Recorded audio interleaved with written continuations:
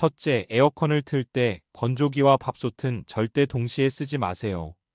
전기세 폭탄의 가장 큰 원인, 생각보다 가까운 곳에 있습니다.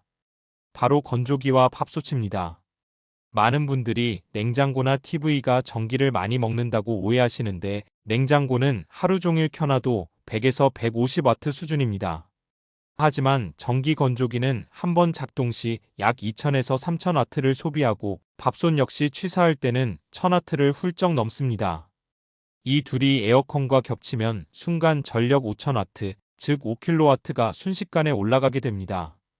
예를 들어 하루 2시간만 이렇게 사용해도 한 달이면 누진세 구간인 300kW를 가볍게 넘깁니다. 전기요금은 기본 단가보다 2배 이상 비싸지고 10만원 넘는 청구서를 받게 되는 건 한순간입니다. 해결책은 간단합니다. 에어컨을 켜는 동안엔 밥짓기와 건조기 돌리는 걸 피하세요. 에어컨은 주로 오후, 밥은 오전, 건조기는 밤에 돌리는 것이 이상적입니다. 이렇게 시간 분리를 하는 것만으로도 전기세가 눈에 띄게 줄어듭니다. 고전력 가전은 시간차 공격이 핵심입니다. 에어컨, 밥솥, 건조기, 전자레인지, 에어프라이어 등 한 번에 돌리면 전기를 몰아서 쓰게 되는 가전들입니다. 특히 에어컨과 밥솥을 함께 쓰면 순간 전력이 급증하고 요금 단가가 높은 누진 구간으로 빨리 진입하게 됩니다. 이걸 막는 가장 좋은 방법은 시간 분산입니다. 즉, 고전력 가전끼리는 같은 시간에 돌리지 말고 하루의 시간대를 나눠 사용하는 겁니다. 예를 들어 아침 9시에 밥을 짓고 오후 2시부터 에어컨을 틀고 저녁 8시에 건조기를 돌리는 식입니다. 이렇게 시간차 공격을 하면 순간 전력 사용량이 낮아져 누진 구간 진입을 지연시킬 수 있습니다. 같은 양을 써도 한꺼번에 몰아쓰는 것보다 훨씬 저렴한 요금으로 낼 수 있는 거죠. 두 번째는 피크타임 요금제를 이해하고 피하세요. 일부 가정이나 공동주택, 상가는 시간대별 차등 요금제를 적용받습니다. 이 중 여름철 오후 1시에서 5시는 전국적으로 최대 부하 시간으로 지정돼 있어 기본 전기 단가보다 높은 요금이 적용될 수 있습니다. 한전에서 제공하는 주택용 계절별 시간대 요금제에서는 이 시간대 요금이 일반 시간보다 1.5배 이상 비쌉니다. 즉, 같은 에어컨 2시간 틀더라도 오후 2시에 트는 것과 저녁 8시에 트는 건 전기요금이 다르단 말이죠. 만약 이 시간에 건조기나 밥솥까지 겹치면 단가도 비싸고 누진도 겹쳐 요금이 2~3배로 튈 수 있습니다. 해결책은 간단합니다. 최대한 피크타임에는 가전기기 사용을 줄이고 선풍기나 커튼으로 실내 온도를 낮춰 냉방 수요 자체를 줄이는 겁니다.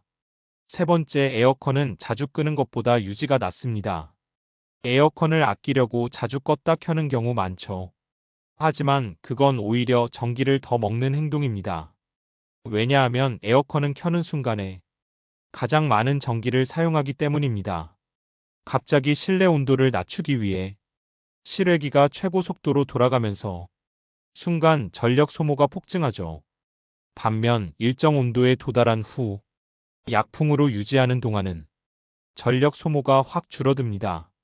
따라서 자주 껐다 켜는 것보다 한 번 켠 뒤 자동이나 절전 모드로 계속 유지하는 것이 훨씬 경제적입니다. 초반 10분 강풍, 이후 약풍. 이게 정답입니다. 그리고 온도 1도만 높여도 요금이 10% 절약됩니다. 에어컨 온도 설정은 단순한 취향이 아닙니다. 전기세에 직결되는 과학입니다.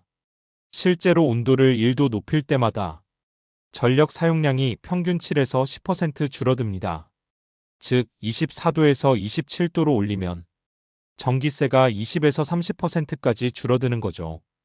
특히 26에서 27도의 선풍기를 같이 쓰면 실내는 여전히 시원하면서 에어컨 가동 시간과 세기가 줄어들어 자연스럽게 전기세가 절감됩니다. 단순하지만 강력한 절약 포인트입니다. 네 번째, 선풍기와 병행 사용하면 냉방 효율이 배가 됩니다. 에어컨이 있어도 방이 덥게 느껴질 때 있죠? 그건 찬 공기가 바닥에만 깔려 있고 공기 순환이 안 돼서 그렇습니다. 이때 필요한 것이 바로 선풍기입니다. 선풍기로 공기를 돌리면 찬바람이 방 전체로 순환되어 냉방 효과가 훨씬 높아집니다. 게다가 선풍기는 소비 전력이 50와트 내외로 전기세에 부담이 없습니다. 실제로 선풍기와 에어컨을 병행했을 때 에어컨만 쓸 때보다 약 20% 이상 절약된다는 한국전력의 실험 자료도 있습니다. 다섯 번째, 실외기 주변을 비우는 것이 가장 중요합니다. 실외기 관리 많이 놓치시는 부분입니다. 에어컨의 냉방 효율은 실외기의 열 배출이 얼마나 잘 되느냐에 따라 달라집니다. 그런데 실외기 앞에 박스, 빨래, 장독, 화분 등이 놓이면 통풍이 막히고 실외기가 과열됩니다. 이 경우 전력 소모는 최대 30% 이상 증가합니다. 반드시 실외기 앞뒤로 70에서 100cm 공간을 확보하고 햇빛이 직사로 들지 않게 차양이나 박스 그늘막 등을 설치해 주세요. 단순한 관리 하나가 냉방 효율과 전기세를 결정합니다. 여섯 번째, 타이머보단 수면 모드를 사용하세요. 많은 분들이 에어컨을 2시간 후 꺼짐 타이머로 설정하시죠. 하지만 자다가 더워지면 다시 켜야 하고 그 순간 또 많은 전기를 소모합니다. 이보다는 수면 모드나 절전 모드를 추천드립니다. 이 모드는 시간이 지날수록 바람 세기와 온도를 자동 조정해 전기 사용량을 자연스럽게 줄입니다. 특히 밤새 약풍으로 26도 유지하면 전력 사용은 적고 숙면에도 도움이 됩니다. 한번 설정해두면 밤새 신경 쓰지 않아도 되는 현명한 절약 습관입니다. 일곱 번째, 에어프라이어와 전자레인지도 주의하세요. 조리기구도 전기세의 큰 몫을 차지합니다. 에어프라이어는 작아 보여도 1400에서 1800와트, 전자레인지는 1000에서 1200와트를 소비합니다. 특히 요리 시간이 길어지거나 반복적으로 사용할 경우 전력 누적이 큽니다. 에어컨과 함께 사용할 경우 누진 구간 진입 속도가 훨씬 빨라지죠.